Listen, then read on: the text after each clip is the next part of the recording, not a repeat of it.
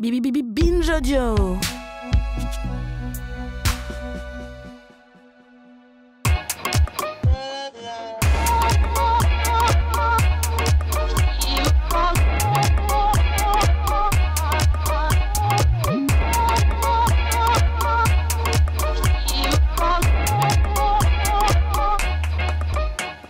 Bonjour Okaya. Bonjour Grace. Bienvenue dans ce nouvel épisode de Kif Taras, le podcast qui saute à pieds joints dans les questions raciales. Comme vous le savez, dans Kif Taras, on parle sans complexe d'arabe, d'asiatique, de rome, de noir, de France hexagonale et aussi de France ultramarine. Et c'est d'ailleurs le sujet d'aujourd'hui. On est en partance pour les Antilles françaises dans cet épisode qui s'inscrit dans une saison 3 de Kif Taras qui met les projecteurs sur nos outre-mer. Après avoir parlé de décolonisation des espaces publics, nous abordons aujourd'hui le scandale du chlordécone, que ses victimes nomment le génocide au chlordécone. Le chlordécone est une molécule inventée dans les années 50 aux États-Unis pour servir de pesticide dans les bananeraies. Elle est interdite d'utilisation en raison de sa toxicité sur les humains et l'environnement dès 1976 aux USA, après un procès médiatique condamnant les créateurs du chlordécone et les producteurs pour empoisonnement, et en France à partir de 1990. Pourtant, le chlordécone continuera d'être utilisé en Guadeloupe et en Martinique pendant des décennies jusqu'en 1993 et au-delà sur certaines terres, avec la complaisance de nombreux acteurs des agences sanitaires et des filières de l'agroalimentaire et générant une pollution durable qui peut encore durer jusqu'à 700 ans. Les victimes de cette molécule perturbateur endocrinien se comptent aujourd'hui par centaines de milliers. 95% des populations de la Guadeloupe et de la Martinique sont contaminées. Plus de 800 000 habitants sont concernés. Le cancer de la prostate y bat le record mondial. Des troubles neurologiques y sont recensés chez les nourrissons. Le chlordécone, les intersections entre santé publique, environnement, classe et racisme, c'est notre Kif Taras du jour.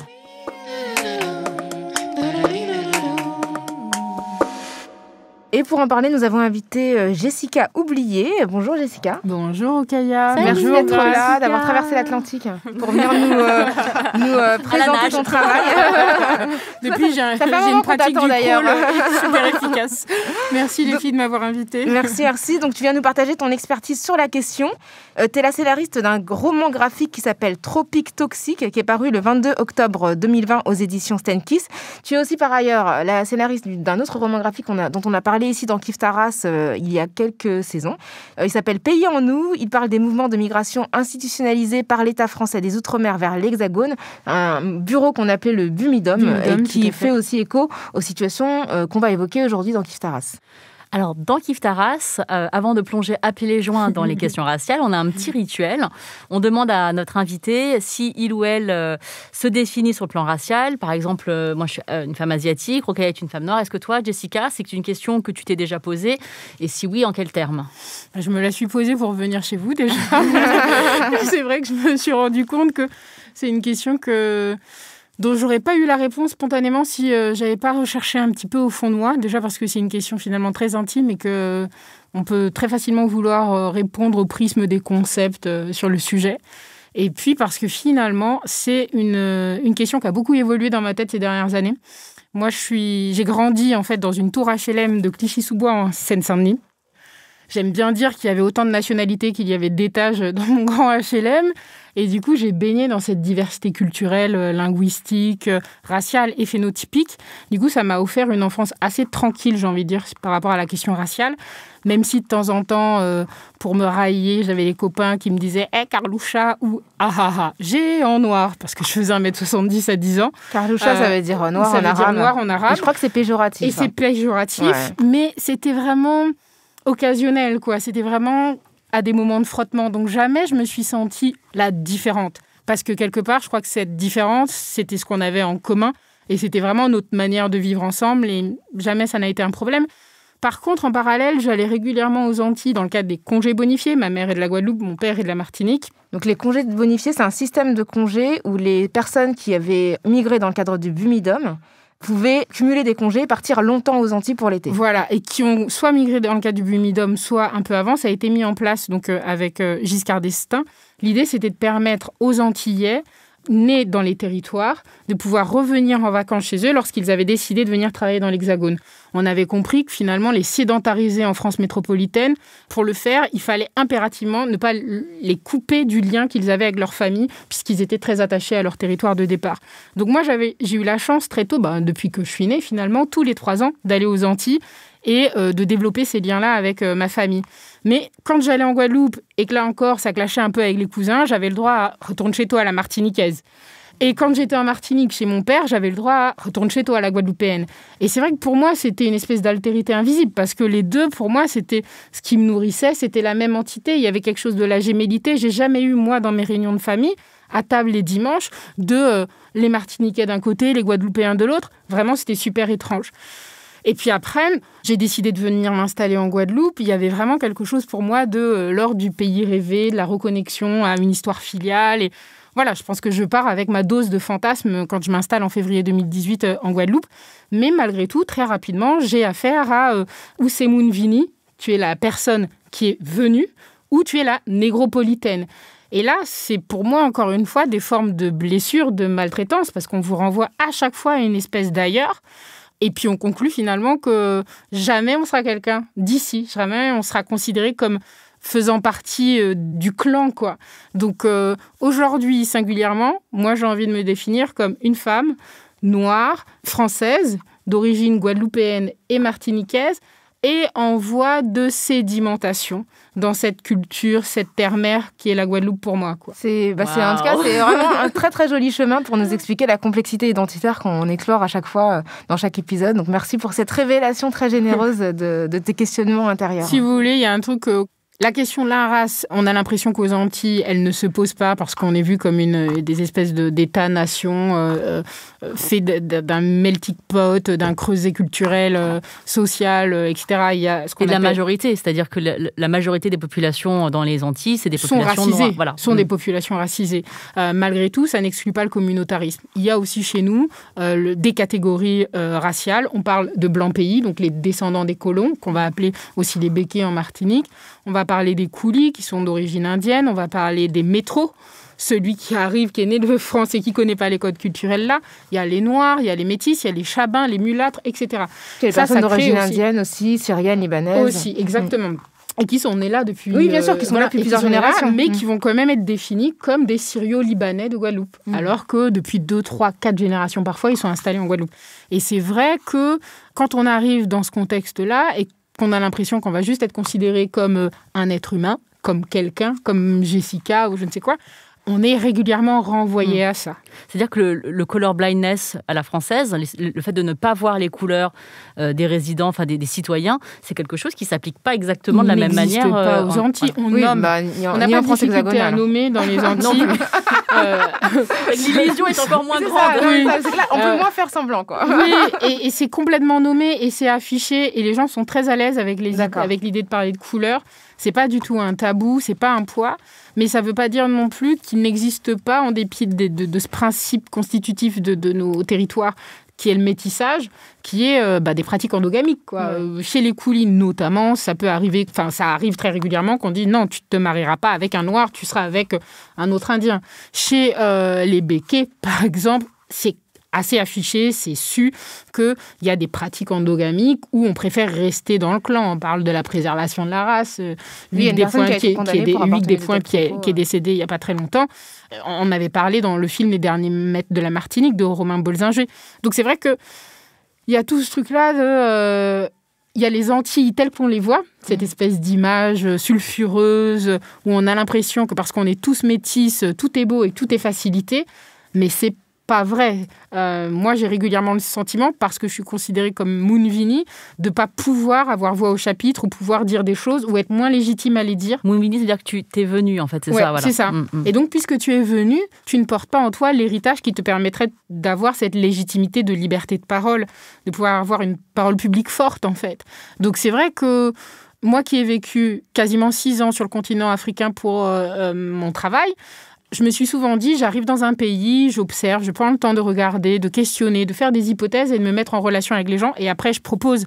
Et après, parce que je suis une machine à faire des projets, je propose des choses. Ici, aux Antilles, ce temps-là d'observation, il me paraît encore plus long qu'ailleurs. Parce que justement, je ne suis pas née sur place, parce que je suis une enfant de la migration. Ça aussi, c'est quelque chose que je ne m'étais jamais dit avant de commencer Pays en nous.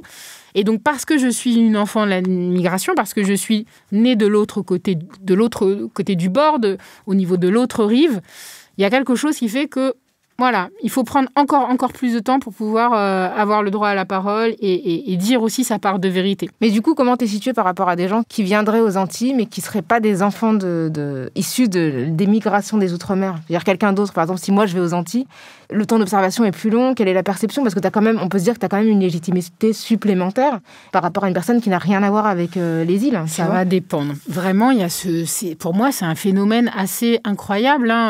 Il y a même des études sociologiques sur le sujet où on vous dit que globalement, vous avez aux Antilles des gens qui préfèrent être managés par des métropolitains, comprenez par là, par des Blancs, et que même si tu es un homme ou une femme noire avec des compétences et que tu es né là, peut-être tu auras plus de difficultés de promotion sociale parce que les autres personnes que tu auras à manager vont mal voir cette montée en compétences et vont ensuite créer des situations difficiles pour que toi, tu ne sois pas leur manager. On en est aussi là. C'est quand même pas évident, je trouve.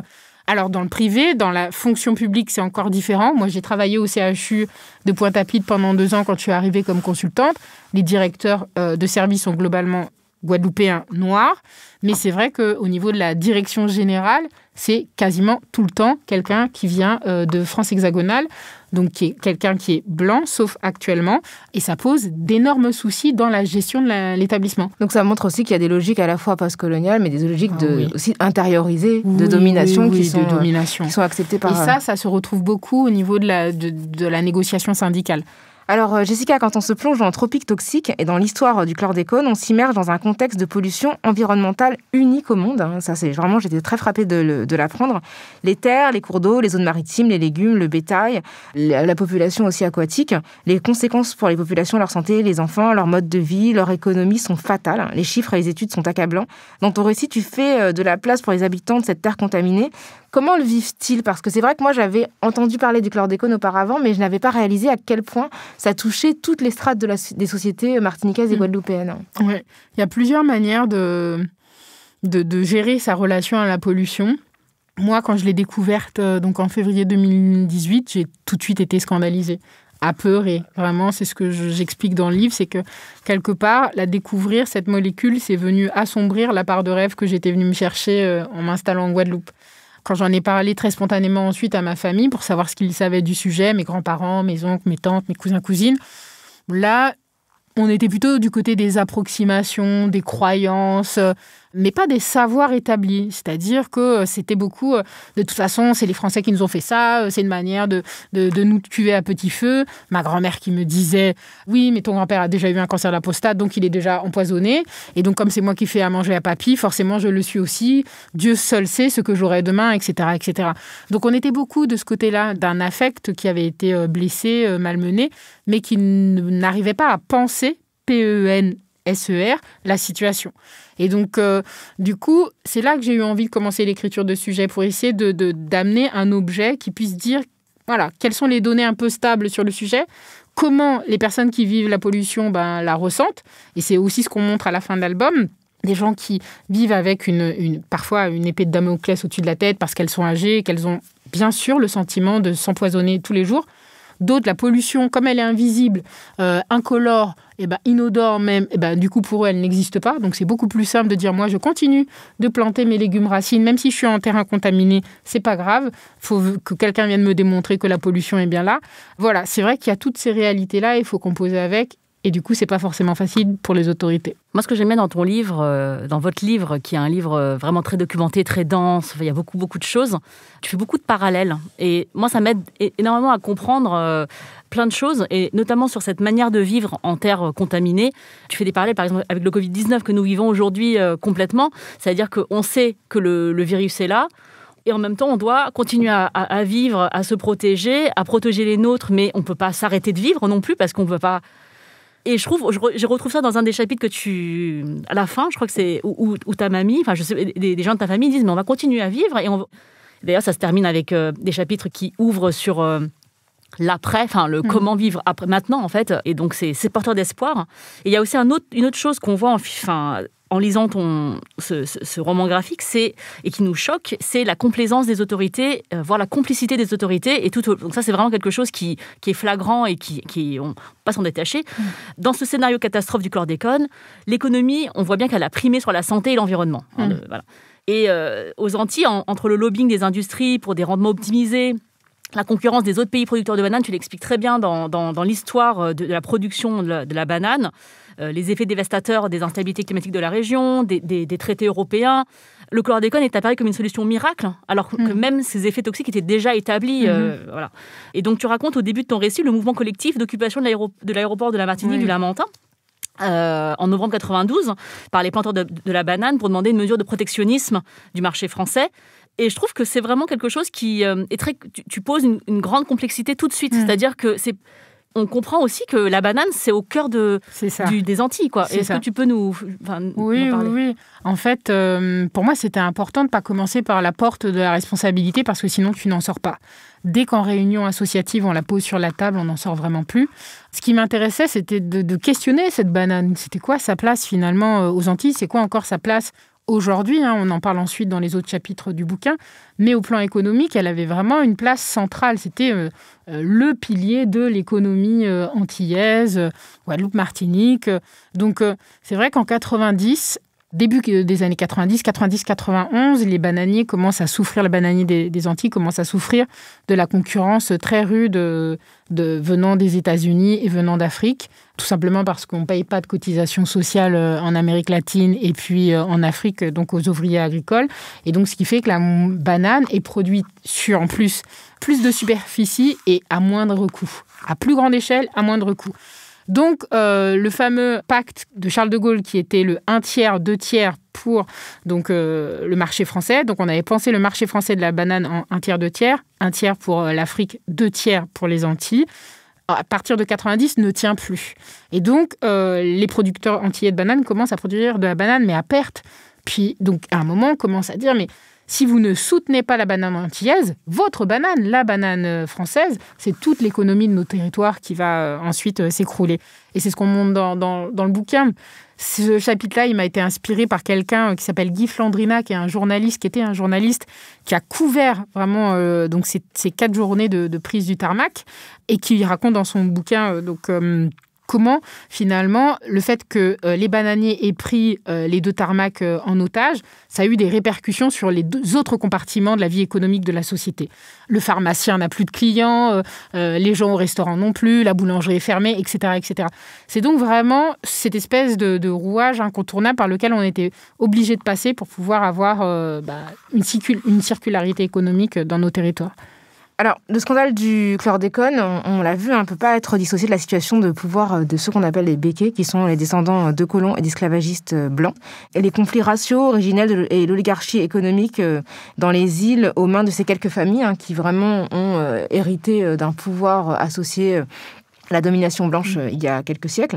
Et tu cites notamment le collectif pour dépolluer la Martinique et un de ses porte-parole, Philippe Pierre-Charles, qui est syndicaliste, qui dénonce une crise du système agricole, sanitaire, écologique, du système économique et social colonial dans lequel les béquets produisent pour le profit avec la complicité de l'État. Est-ce que tu penses que justement cette domination, elle est perpétrée aussi par une forme de complaisance étatique et institutionnelle ? Je pense qu'on ferme les yeux. Je pense qu'il y a vraiment un côté, c'est loin là-bas, qu'ils se débrouillent entre eux. Et puis de toute façon, à moins d'un mouvement social comme on en a eu en 2009, on en entendra très peu parler au niveau de l'État central.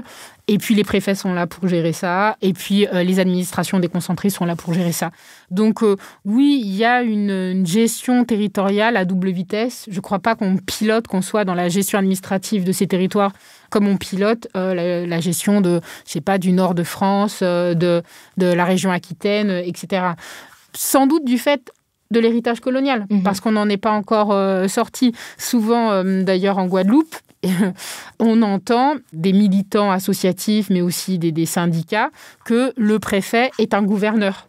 Ouais, donc c'est vraiment régulièrement dans la presse. Ah oui, régulièrement dans la presse, les partisans, alors pro-indépendance ou pas du tout, mais qui font le constat de la gestion très spécifique que ces préfets parfois peuvent faire des territoires. Je ne catégorise pas tous les préfets comme ça, mais en tout cas, c'est un vocabulaire qu'on retrouve beaucoup. Et puis, d'ailleurs, il y a des gens qui parlent, pour qualifier les départements d'outre-mer, qui parlent de colonies départementalisées. Oui, ce qui est vrai, historiquement, factuellement, c'était des colonies qui sont devenues des départements, et la situation de la France, en ce sens, est assez unique au monde. Tout à fait.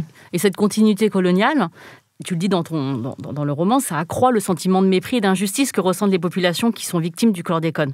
Et tu cites le sociologue Mathieu Fins, et il explique cette utilisation avec un lien au territoire anciennement colonisé. Le fait que c'est loin, que la nature est difficile à dompter, il fait chaud. La tropicalité extrême, c'est la jungle. C'est ça. Ouais. C'est-à-dire, là-bas, en même temps, si on n'utilise pas une molécule agressive pour dompter cette nature rebelle, mais qui correspond aussi à l'imagerie coloniale qu'on avait de ces territoires, autant il y a le prisme exotique, c'est beau, cette nature luxuriante, verdoyante, etc. Et en même temps, au niveau de la gestion agricole, c'est un peu compliqué de pouvoir lutter contre cette invasion d'insectes qui pullulent dans les cultures, donc il faut mettre la dose, quoi. C'est ce qu'explique Mathieu. Et c'est en même temps, ça dit, et j'aime bien sa conclusion, ça dit aussi toute une espèce de supériorité aussi de la science agronomique qui, elle, dit à un moment, il y a un ennemi des cultures qui est le charançon des bananiers, et si on ne trouve pas le moyen de lui tordre le cou, dans ce cas-là, toute l'économie va s'effondrer. Et c'est à ce moment-là, comme tu le disais en introduction, qu'on sacrifie la question de la santé sur l'autel de l'économie et du productivisme en agriculture. Et politiquement, ça se traduit par ce que dit Audrey Célestine, et que tu reprends dans le livre, ça se traduit par un régime d'exceptionnalité des Outre-mer dans cette continuité coloniale. Et donc, je voudrais aussi citer son dernier livre, Des vies de combat, femmes noires et libres. Et on l'avait reçu, Audrey Célestine, dans le numéro, dans l'épisode Le mythe des Français de souche, suite à son dernier livre, son livre d'avant. Une famille française. Une famille française. Et vraiment, moi, ça me fait penser, tu vois, ce régime d'exceptionnalité à ces territoires d'outre-mer qui sont censés être la France, mais qui ne sont pas vraiment. Donc, on parle souvent de citoyenneté de seconde zone, mais aussi de territoire de seconde zone. Parce que, donc, le chlordécone, mais on pense aussi peut-être aux essais nucléaires qui ont eu lieu en Polynésie, mais d'abord en Algérie française.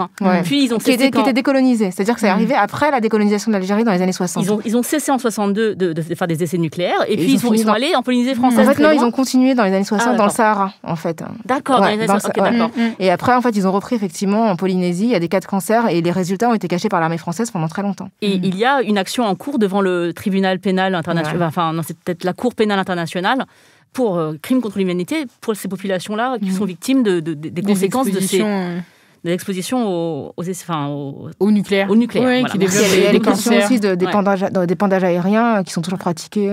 Il y avait cette question-là aussi dans les Il y a eu un moment, donné, c'est ça. Et c'est là où je trouve que c'est important. Il y a en effet un procès d'intention qu'on peut faire à l'État, mais qui est l'État, c'est toujours encore la grande question. Même si, on est dans une continuité politique qui oblige donc les élus à prendre la responsabilité des personnes qui les ont précédés. Le scandale du chlordécone, il arrive aujourd'hui, il a plusieurs phases, mais comme tous les scandales, il y a d'abord le premier cercle qui voit les choses se passer. Et puis 20 ans après, ça monte en scandale parce qu'il y a les médias, la montée en pression des citoyens qui fait que, ça devient un scandale admis par tous.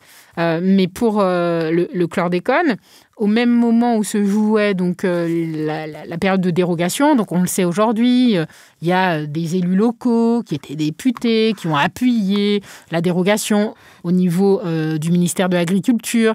Mais aussi en parallèle, on a des députés qui ont défendu le retour à l'épandage aérien contre la montée des mouvements écologistes qui disaient non mais stop, on n'en veut plus, débarrassez-nous de ça. Donc l'épandage aérien, c'est le fait d'arroser en fait en avion en fait des insecticides sur les champs, mais sauf que ça infecte en fait tous les environnements. C'est ça. Et le problème, c'est qu'on n'est pas sur des bananeraies comme au Cameroun ou en Côte d'Ivoire où les habitations sont relativement en marge des exploitations agricoles. Je dis bien relativement parce que parfois, et notamment au Nord Cameroun, on a encore des habitations et même des cas d'expropriation.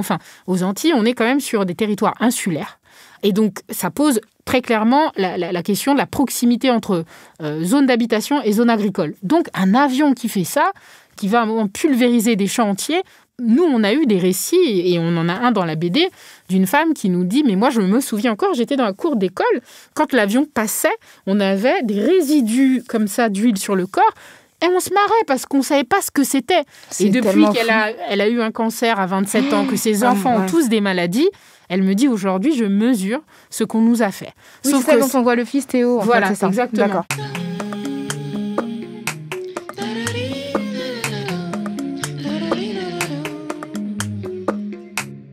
Donc la particularité du chlordécone, c'est que c'est un scandale sans accusé, ou peut-être avec des accusés multiples. Tu parles d'une double peine pour les victimes, pas de statut légal de victime qui soit reconnu, mais aussi des souffrances sans coupable. Seuls des responsables qui restent impunis. Le président Emmanuel Macron a en 2019, dans le cadre du débat national, reconnu l'existence d'un scandale environnemental et a évoqué des réparations, mais il a aussi nié le caractère cancérigène du chlordécone. Je vous propose qu'on l'écoute. Faut pas dire que c'est cancérigène. Il est établi que ce produit n'est pas bon. Il y a des prévalences qui ont été reconnues scientifiquement. Et là, je parle sous le contrôle de la ministre et médecin, donc elle me complétera ou me corrigera. Mais je pense qu'il ne faut pas aller jusqu'à dire c'est cancérigène, parce qu'à la fois, on dit quelque chose qui n'est pas vrai et on alimente les peurs. Bon. Donc ça, c'était le grand débat national du 1er février 2019. Et il faut savoir que déjà avant, Le Monde avait fait un grand article en juin 2018 qui a valu aux scientifiques qui intervenaient dans cet article des reproches de la part des représentants du gouvernement. Donc est-ce que tu peux nous dire justement qu'est-ce qui se passe au niveau de l'Élysée et des différentes entités ministérielles ? Juin 2018, c'est Faustine Vincent, journaliste au Monde, qui écrit ce dossier sur les Antilles empoisonnées par le pesticide. Là, elle indique 2 choses très importantes qui permettent d'arriver à un nouveau stade donc, de la scandalisation de l'affaire. C'est qu'on apprend qu'il y a 95% des Guadeloupéens et 92% des Martiniquais qui sont empoisonnés par ce pesticide. 2, on découvre que l'enquête en cours a démontré que 1560 tonnes de pesticides ont été recommandées par la famille Ayotte après que l'interdiction soit tombée. Donc, après 90. Alors, c'est là où on interroge la question du vide juridique dont tu parlais, Grâce, tout à l'heure. On a cherché, des députés bien avant moi, Philippe Edmond-Mariette, qui présidait donc la mission d'information en 2007, s'est interrogé sur la légalité de passer de nouveau une commande au moment où on vous signifie l'interdiction donc d'utiliser le pesticide. Il n'y avait rien à l'époque d'écrit là-dessus, ça a changé aujourd'hui, mais il n'y avait rien. Donc, ils ont profité donc de ce vide juridique pour refaire le plein. Quand Emmanuel ensuite Macron dit en février 2019 devant cette assemblée de parlementaires ultramarins qu'il ne faut pas effrayer les gens, qu'on ne sait absolument pas que c'est cancérigène, ça n'a pas été démontré, bien sûr que c'est faux. Il y a eu une lettre du professeur Luc Multinier à l'INSERM, donc qui est épidémiologiste, qui est le coordonnateur santé de l'ensemble des enquêtes épidémiologiques en lien avec le chlordécone, qui, en lien avec d'autres personnes, le chercheur Malcolm Ferdinand ou encore le professeur Pascal Blanchet au CHU de Guadeloupe, qui travaille donc sur la question du cancer de la prostate, disent bien qu'à partir de 0,1 microgramme de chlordécone par litre de sang, vous augmentez votre risque de survenue du cancer de la prostate. Mieux encore, ils vous disent que sur les 500 nouveaux cas qui apparaissent chaque année, 10% pourraient être attribués au chlordécone. Alors, ça ne veut pas dire que si on a 500 hommes dans une salle, qu'on pourrait flécher qui a développé son cancer de la prostate du fait de l'exposition au chlordécone. Ça veut seulement dire que si la molécule n'était pas présente dans notre écosystème, il y en aurait moins. Pour moi, c'est vraiment le cœur du problème. Enfin, dans le sens, ce lien de causalité, parce que là, tu parles de la construction sociale d'une cause, la défense d'une cause. Parce qu'en fait, c'est pas juste quelque chose de médicalement établi, de quelque chose de scientifique. Enfin, il n'y a pas de consensus scientifique avant que, politiquement, on lui accorde ce consensus. Là, tu as fait des parallèles par rapport à ce lien de causalité avec les scandales qui ont eu lieu avec l'amiante, avec la cigarette en leur temps. Et on voit que ça prend du temps, en fait, énormément de temps. 20 ans pour l'amiante pour que... tu parles de Pierre Pézera, qui donc a fait un film sur le travail de son père, Henri Pézera, qui était toxicologue et qui donc a mené un combat pour prouver que l'amiante était bien la cause de sa maladie du cancer signature. De la plèvre. Voilà, le mésothéliome pleural. Donc ouais. Et pour que le grand public soit sensibilisé, que les politiques retirent la fibre d'amiante du marché. Donc c'est pas juste une étude scientifique qui peut, parce que là il y en a plein des études scientifiques et encore le lien est nié, le lien est nié au plus haut niveau de l'État. Comment est-ce que c'est possible ? Parce qu'il y a des collusions sans cesse entre le milieu économique et le milieu politique. Le chlordécone, pour moi, il appartient à cette vaste histoire des scandales entre milieux politiques et puis qui subissent plus ou moins bon gré mal gré les pressions du milieu économique. Pour Henri Pézera, il a travaillé sur l'amiante et après près de 20 ans de combat, on a reconnu l'ensemble des données qui ont été les siennes, c'est-à-dire la prévision sur le nombre de morts de l'amiante d'ici perspective 2030. Je crois que c'est 100 et quelques mille personnes. Grâce à son combat, mais à celui des associations de victimes, à celui des chercheurs, parce que du coup, des chercheurs qui étaient à l'université de Jussieu, qui ont commencé à voir l'amiante tomber comme de la neige sur leur bureau, se sont aussi intéressés à ce qui se passait et donc sont montés au créneau à côté des chercheurs, à côté des associations, à côté des femmes, des ouvriers qui travaillaient dans les usines. C'est d'ailleurs ce que me dit l'avocat du cabinet Tessonnière qui s'occupe de l'amiante. Il m'a dit que ce qui manque au dossier chlordécone aujourd'hui, c'est une forme d'unanimisme de l'ensemble des parties autour du sujet, de la cause et de la manière dont elle devrait être défendue, soutenue. Et c'est vrai qu'au niveau des organisations de la société civile, en Guadeloupe et en Martinique, il y a certains antagonismes, mais parce qu'il y a plusieurs portes d'entrée possibles pour l'analyse de ce sujet. Il y a plusieurs étendards qu'on peut soulever pour défendre la voix des victimes. Et donc, c'est vrai qu'on a cette difficulté-là.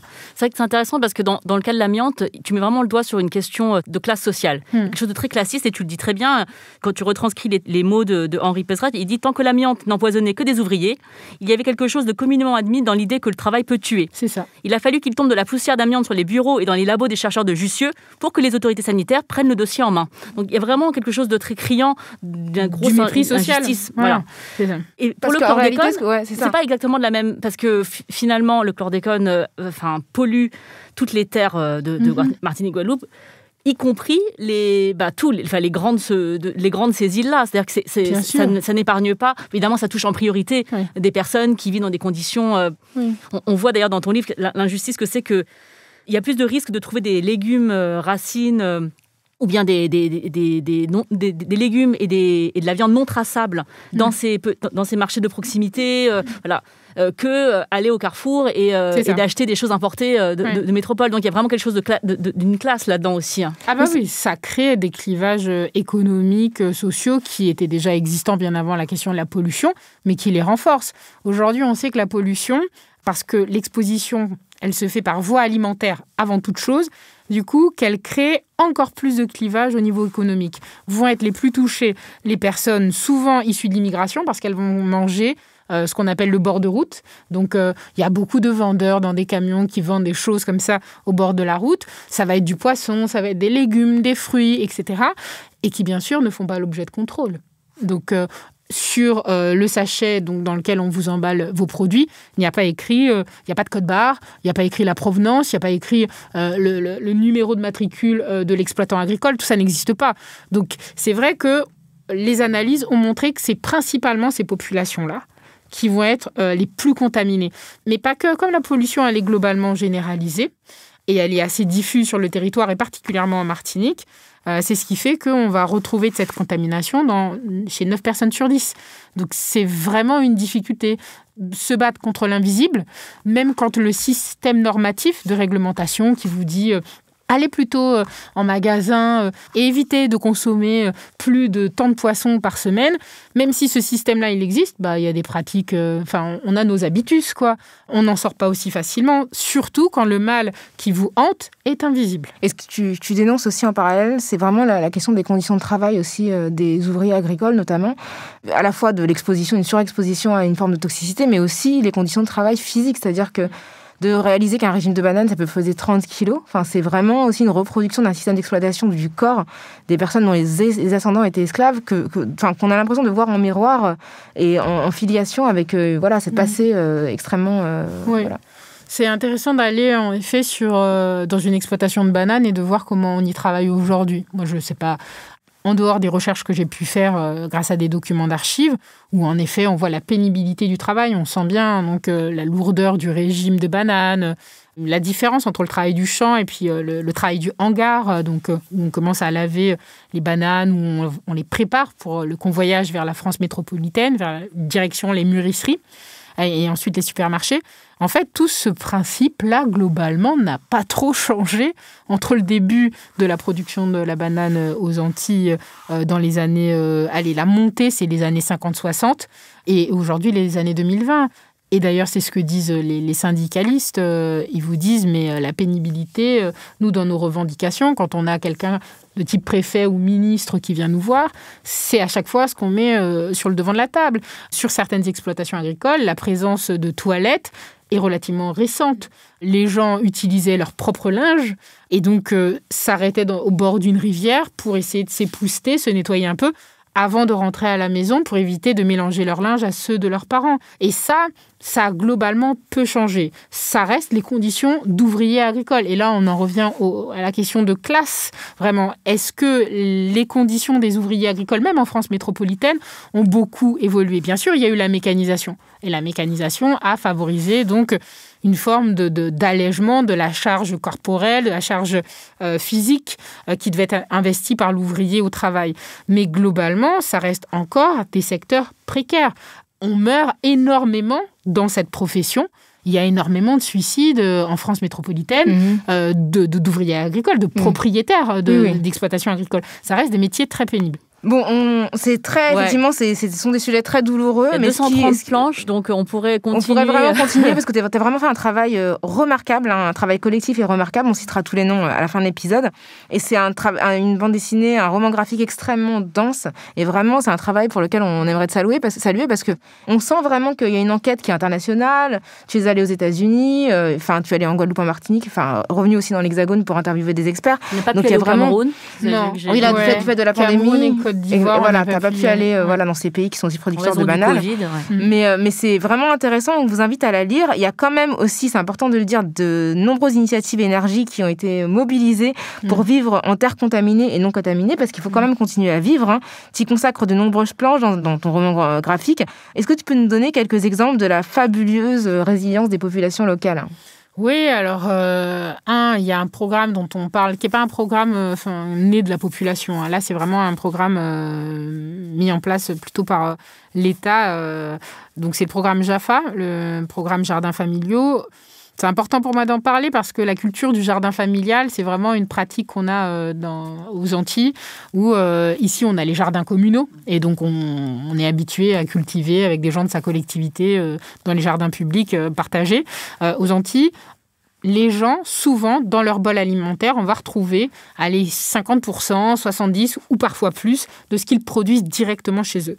Et le problème, c'est quand on habite notamment en région bananière, donc en Basse-Terre, en Guadeloupe, on a de grandes chances que notre terrain soit pollué. Et donc, comment on fait pour continuer de maintenir une activité agricole chez soi, tout en étant sur un terrain pollué? Ça, c'est un programme qui permet d'encadrer ça pour permettre aux personnes de se réapproprier aussi leur gestion de la pollution. C'est positif et en même temps, ça met la responsabilité sur vous-même. Donc, c'est là où c'est critiquable. C'est-à-dire que vous n'avez pas engendré ça et en même temps, vous dites maintenant, les guidelines, elles sont celles-ci, on vous les donne. Vous faites ce que vous voulez, vous les appropriez, vous les laissez de côté.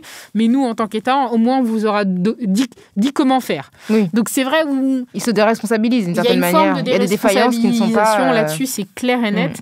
Donc, c'est important que ce programme soit connu, mais c'est aussi important d'interroger la légitimité d'un tel programme à exister.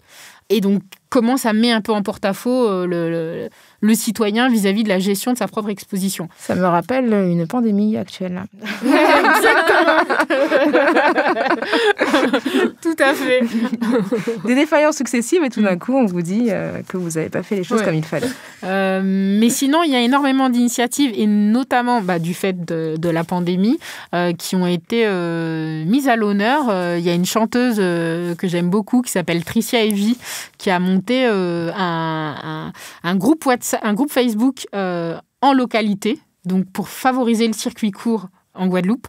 Et il y a actuellement 30 000 personnes, je crois, sur le groupe. Et ça permet donc de rapprocher le producteur du consommateur. Et ces pratiques-là, alors qu'elles étaient marginalisées, parce qu'on disait aux gens, non, surtout, évitez de consommer des produits dont vous ne connaissez pas l'origine du fait de la pollution.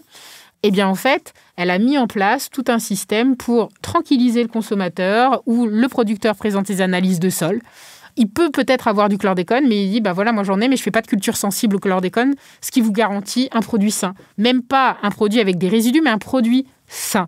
Voilà. Donc, il y a des initiatives de particuliers et je trouve qu'elles sont à saluer. Et c'est notamment cet entre-deux là, un peu mortifère avec le confinement, qui a fait émerger ce type d'initiative. Comme quoi, il y a quand même des choses positives qui peuvent ressortir d'une situation de crise majeure et dont on espère qu'elle trouvera des portes de sortie. Merci beaucoup Jessica, c'est la fin de ce numéro de Kif Taras, donc avec Jessica Oublié qui est scénariste de Tropique Toxique, et je tiens à citer quand même tes co-auteurs, Nicolas Gobi, Catherine Avram, Vinciane Lebrun, et c'est un roman graphique qui est paru aux éditions Stenkiss. N'hésitez pas à nous faire part, parce qu'il y a beaucoup de choses qu'on n'a pas dites aussi. Mais voilà, il y a beaucoup de choses à dire. À nous faire part de vos opinions sur l'échange qu'on vient de mener. N'hésitez pas à vous abonner au compte Insta de Jessica, de la suivre. Il y a hélas des annulations. Elle devait faire une tournée dans des librairies indépendantes. Mais hélas, avec les nouvelles législations, les protocoles sanitaires, il y a des restrictions. Mais elle reste disponible pour faire la promo de son livre et de le faire connaître au plus grand nombre. Donc, sur Insta, est-ce que tu as d'autres réseaux, Jessica ? Facebook, Jessica Oublié, Tropique Toxique. Si je peux juste ajouter une toute petite chose très rapide, à chaque fois j'oublie de le dire, c'est un projet qui est né d'un financement participatif. Donc pour moi, c'est important de remercier les 267 contributeurs que je ne nommerai pas, mais en tout cas qui nous ont soutenus il y a 2 ans, qui ont vraiment cru en nous. Une BD, ça coûte de l'argent faire ça, ce travail-là. Comme tu le disais, Rokhaya, c'est un projet qui a été tentaculaire, où on est allé dans beaucoup d'endroits et il fallait de l'argent. Et c'est pas un éditeur, à moins d'être un grand quelqu'un dans l'édition, qui vous finance ça. Et donc, ce sont des individus qui nous ont financé, donc merci à eux. Et puis, par ailleurs, ce projet, il a une vocation aussi à être dans une dynamique vertueuse. À la fin de l'album, une question qu'on se pose souvent, c'est mais finalement, la pollution, elle est datée à 500, 600, 700 ans, comme tu disais, Grâce, en début d'émission. Mais est-ce qu'on va en sortir ? Est-ce qu'il y a moyen de raccourcir ça ? Oui, il y a une femme, Sarah Gaspard, directrice du département de chimie de l'Université de Guadeloupe, qui travaille depuis 15 ans à fabriquer du charbon actif à base de bagasse, sargasse, fibres de coco, et là, qui est en phase expérimentale. Donc, c'est-à-dire pour sortir du labo, pour aller vers le terrain. Sauf qu'il faut de l'argent. Et comme elle l'a dit lors de la commission d'enquête parlementaire sur le chlordécone, le parent pauvre aujourd'hui en matière de recherche sur le chlordécone, c'est la dépollution. Et donc, nous, on lui a ouvert une page Litchi pour que les gens qui lisent la BD aient envie, à leur niveau, éventuellement de faire un don pour soutenir la recherche et la dépollution aux Antilles françaises. Merci beaucoup pour cette piste qui nous rend très optimistes. Vous pouvez, comme d'habitude, nous écrire à kiftaras@binge.audio. Alors, on reçoit de nombreux mails et on est très, très mauvaise pour vous répondre, mais on les lit attentivement. Ça nous nourrit dans nos réflexions. Un jour, Inch'Allah, on s'asseyra pendant plusieurs heures pour vous répondre individuellement. Mais vraiment, on vous remercie du fond du cœur de témoigner à chaque fois de votre sentiment par rapport à notre émission. Vous pouvez aussi nous contacter sur les réseaux sociaux. Et on peut vous annoncer une très bonne nouvelle, c'est qu'on a désormais une page Instagram qui s'appelle @kiftaras. Donc vous pouvez nous suivre et nous liker et relayer effectivement l'existence de cette page. On est toujours sur Twitter et sur Facebook avec la page qui s'appelle tout simplement Kiftaras. Kiftaras est un podcast produit par Binge Audio et réalisé par Adèle Idel El Madani. Merci à Camille Rogache et à Naomi Titi pour l'édition. On se retrouve très vite pour un nouveau Kiftaras. Merci Grâce. Merci Rokhaya. Merci Jessica. Merci les filles.